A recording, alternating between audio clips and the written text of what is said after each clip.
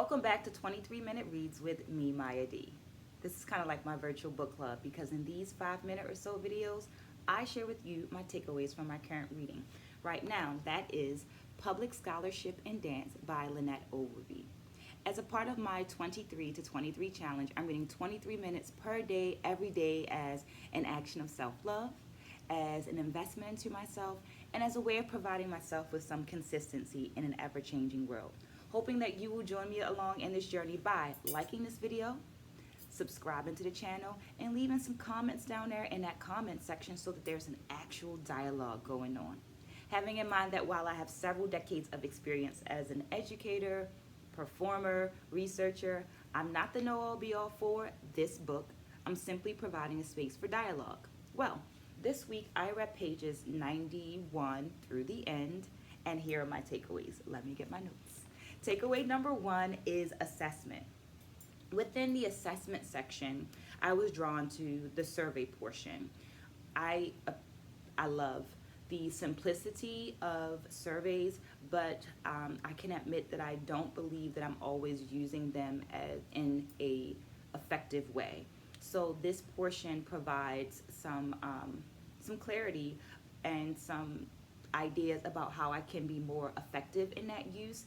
And one of them comes in relation to the 5-point Likert scale, which I never knew that term. I've experienced it in taking surveys, but never knew that term. So this portion gave me some inspiration to be better about using surveys or as a part of my public scholarship. Takeaway number 2 is dissemination. What happens with the information you've collected and how is it shared? I often tell my children that if they were the smartest person in the world but didn't share that knowledge with anyone, it would be a waste. In the beginning of the book, we're given the same message. Dissemination of information you've gained is an integral part of your public scholarship and dance. The book goes on to demonstrate how it can be shared with your institution, using that Kolb's model that we spoke of last week. But what really hit home for me was the appendix at the end. For me, the appendix are a testament to that earlier definition I offered you of public scholarship, which was, it's the application of your expertise in a way that builds reciprocal partnerships in community and solves a problem. The appendix, appendi, I'm not sure what the correct plural for it is, so you can drop that down in the notes, drop that down in the comments right after you subscribe and like.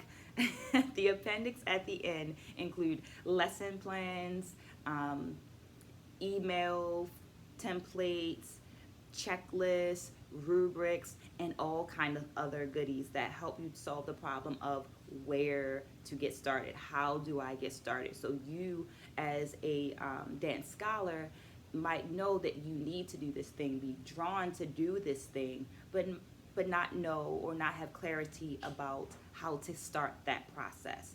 Lynette Overby's book offers a solution to how dance scholars might begin, might process that information, and disseminate their public scholarship in a way that highlights its value, its rigor, and its impact.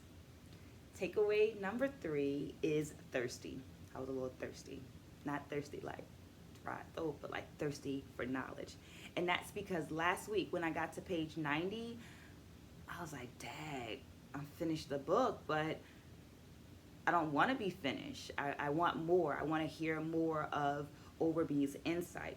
So I wanted to hear more of that insight, but was also questioning how I could use what I was getting from this book and get more information that I could give to my college students.